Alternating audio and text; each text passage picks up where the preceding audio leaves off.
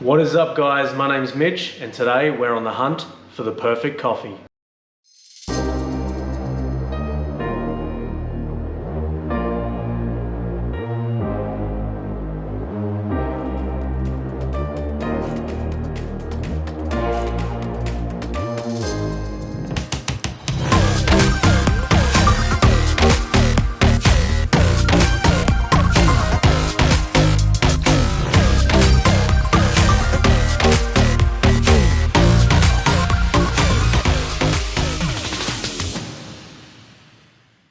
So just like many baristas out there, I am constantly on the hunt for that perfect cup of coffee.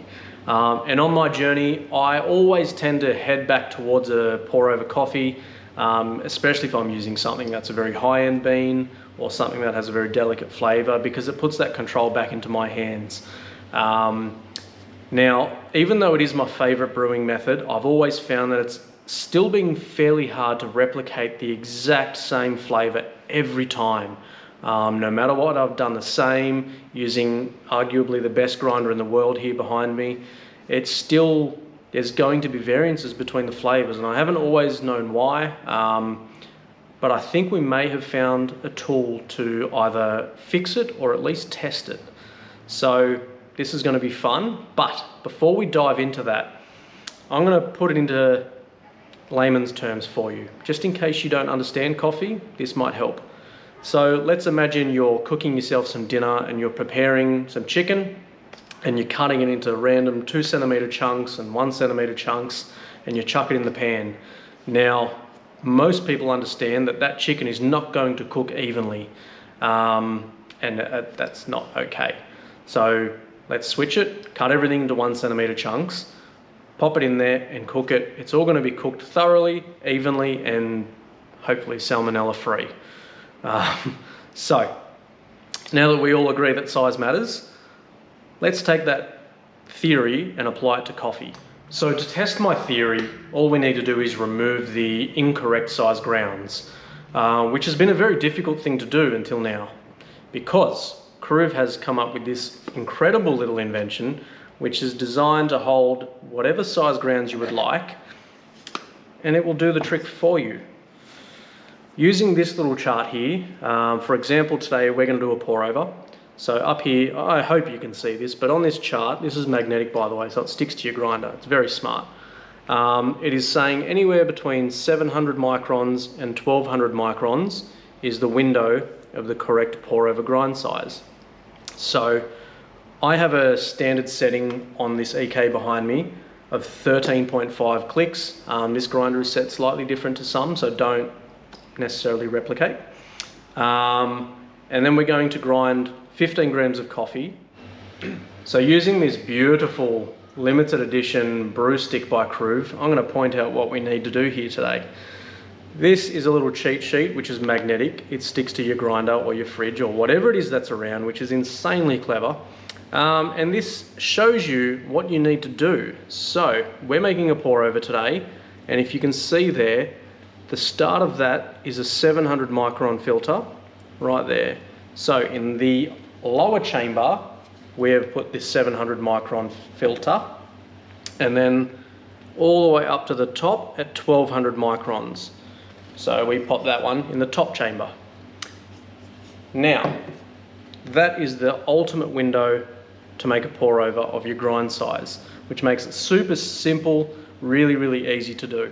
Now, you could definitely make the window smaller by using increments even closer together. However, that can create a couple of little issues along the way, a lot more wastage, and I'll show you that we're already sifting out quite a bit of coffee. I think you're going to be surprised at what this does. Now, before we go ahead and grind coffee and put it through the sifter, I would like to do a control coffee to show everyone what the brew is going to be. So we're using 15 grams of Ethiopian coffee. We're going to grind that on my 13.5 setting on the grinder, brew a coffee, and then go from there. So we're going to do a very simple 1 to 16 brew here, using a 40 gram bloom. And I'm not going to talk you through the entire coffee because this isn't the purpose of the video. 30-second bloom here, and we're going to do 2 separate pours to get it all the way up to 240 ml.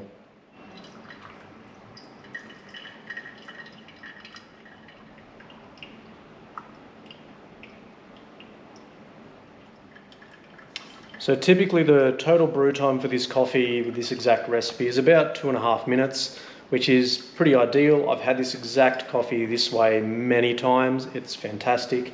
It is a very high grade, fairly light roasted Ethiopia Yirgacheffe, which is a grade 2, but it's very, very delicious. So we're right at 2.5 minutes, and there's still a little bit of brew left to go. As I was saying, there's always that little bit of discrepancies between, no matter what I do, the same, because this is exactly how I poured it earlier this morning. I know the times are different humidity, but anyway, let's kill that brew. That's done. I'm going to take a seat and I'm going to drink some coffee. So, got some good colour. Yes, I'm using a cupping bowl to drink out of.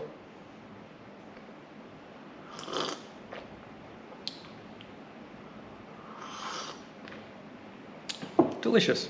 It's a great coffee. Like I said, I've had this exact coffee this way many times.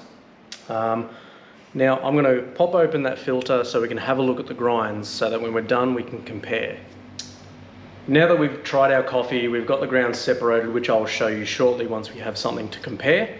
I'm going to do the same thing, but this time of course adding the Kruve into the recipe. Now to do this, I'm going to use twice the amount of coffee to start with, and that's going to give us a good round number to know how much coffee we are wasting, and it's just going to make it a lot easier to not have to add coffee, because of course we're going to be grinding more than 15 grams of coffee like we just did. So I'm going to grind the coffee up, and then we're going to see how much wastage there is, which isn't the goal of this video, but I think you guys are going to be quite shocked as to how much coffee is actually being ground incorrectly. So one part of this experiment, which isn't really the idea of it, but it's something I would like to check at the same time, is the wastage. So I'm going to work out the tare weight of the lower chamber, which is where the usable coffee will end up. So that's on the scale and that's zeroed, and then when we separate things, I can sit that back on there and work out how much usable coffee we actually have. That tells us how much coffee we've wasted. So we've got our Kruve sifters assembled with the 1200 on top, 700 underneath, and then the lower catchment. We've got 30 grams of coffee here, ground at the same setting as the previous coffee. Now, that's all in there. We're going to pop the lid on top and just give it a good shake. You don't have to be aggressive. Just do this for a little bit until there's kind of nothing else flowing through. So now that that's done, there's some insanely shocking results. I've been going at that for quite a while, and I think that's about as much as I'm getting out. I've only got 13.9 grams of the correct size grounds out of 40. That's insane. More than half of the coffee that I was putting into that first pour over was incorrectly ground, which is just insane. And this is nothing against Melkonig. That grinder is fantastic. That is the best grinder on the market in my opinion. These guys have just gone that one next level and perfected the grinds. They've just done something that a grinder can't do.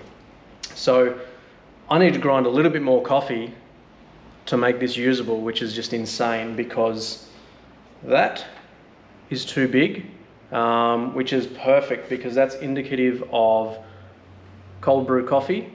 If you look at the crossover of pour over and cold brew, that works. I would use that for cold brew, which is insane. And then down the bottom here, we've got what looks like espresso coffee, almost.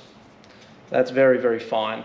And when you compare that to something over here, the crossover of espresso is just before the pour over there, like an AeroPress, which is exactly what you would be using there. They've nailed it. That is bang on. So like I said, I need to grind more coffee so that I can use this, and I will get back to you. So now I've got 15 grams of correctly ground pour over grounds. I'm impressed. I'm going to give you guys a close-up on all three of these so you can compare them together, because I think it's very interesting.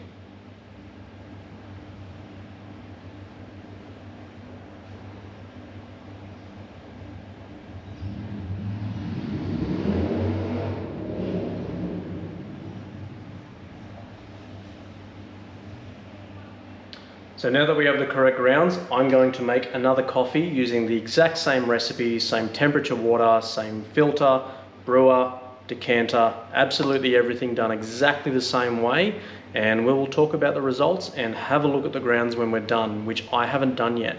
I actually haven't made a coffee using this method. This is the first time I've used it because I want my reaction to be as genuine as possible, just like every other video.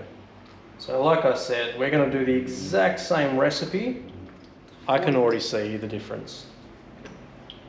So 30 seconds for that one, we're at the same temperature, everything's brewing exactly the same, but it looks very different.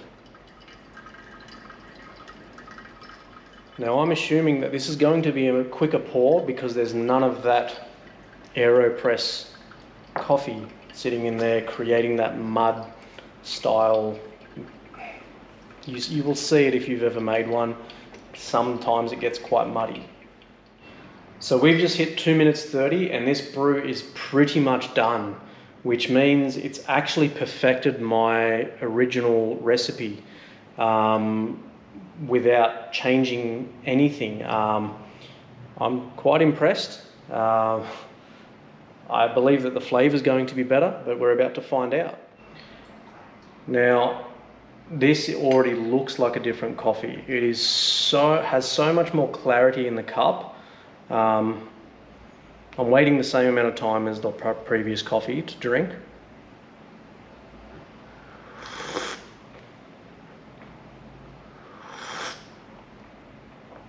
Yeah, so much cleaner, so much cleaner.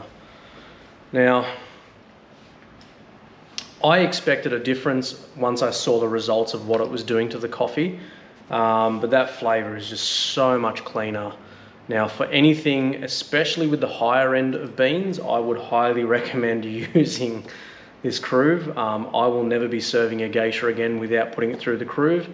Am I going to be using more coffee? Absolutely. Is the coffee going to be better? Abso-friggin-lutely. It is so much better. I really wish you could taste it, but I know you can't, so I'm going to show you the difference in these grounds. So let me get set up here and I'll show you exactly what I'm talking about. So if you look closely, you can see quite a few differences. This is the first pour up here, done with what I would like to call the incorrect grounds, and then this is our second pour using the Kruve. There is an enormous amount of difference that you can see.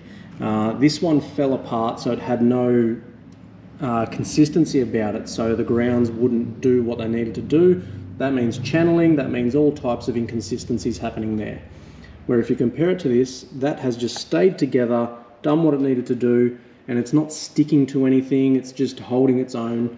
And noticeably, if you have a look at this ring around the paper there, second pour, there's none of this espresso-like coffee for it to stick to the paper, so it's not creating that mud, and it's just letting the coffee filter through the way it should, where this has got all of these inconsistent grounds sticking to it and creating these mudding sections, which is just bad flavor. So if that gives you any indication as to whether this works or not, that's where I can see it. Obviously it's very visual there as well, being these two together. How did they come from the same beans or the same grind setting? I don't know, because that is two very different grind settings there. So I'll summarize all of this in a moment. There's one bad coffee and one good coffee. Good coffee, bad coffee. I don't know if you can see the difference on camera, but definitely much more clarity in that cup. I don't know if those results are as shocking to you as they are to me, but I know it's hard without being able to taste the coffee, but you can definitely see differences there, which is something I'm glad has happened, because I know it's very hard over the camera to show differences and to honestly believe the differences. Now I've worked out, it works out to be about 260 Australian dollars, roughly. Don't hold me to that, to buy one of these. I don't sell them, so I'm not trying to sell a product here. I was curious about it, and I'm lucky enough to have one of these in front of me to test. Would I buy one? Absolutely, after testing one. Absolutely, no doubt in my mind. Now, I don't know if you are aware of what we do at this cafe sometime, but we serve $100 cups of coffee 2 weeks ago, I sold a $400 cup of coffee. So you want that coffee to be as good as possible. And this is by far the biggest difference I've ever seen in a coffee tool. Grinders are great. Good grinders are definitely worth the money. Good beans are definitely worth the money. Good filters are definitely worth the money. But that is the biggest difference I've seen by adding a product to the recipe. I would get similar results by using a different filter. I would get similar results by using another coffee of the similar grade. But that is mind-blowing. So well done to the guys at Kruve. This is something I will definitely be using a lot more in the future. And I'm probably going to test it out to see what it does for espresso as well. If you'd like to see more of this sort of products and reviews and tests, let me know, because I'm keen to see what else can actually work, because there's a lot of tools out there that don't. I'm not naming any names. But that is all for now.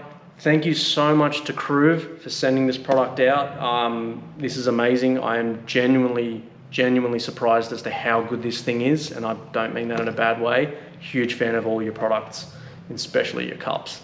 So for everyone that has watched this far, thank you so much for watching, and I would really appreciate it if you could hit that like and subscribe button, especially to let me know that you like this video and you would like to see more of this content. But for now, that's going to do it. Thank you so much for watching, and happy brewing.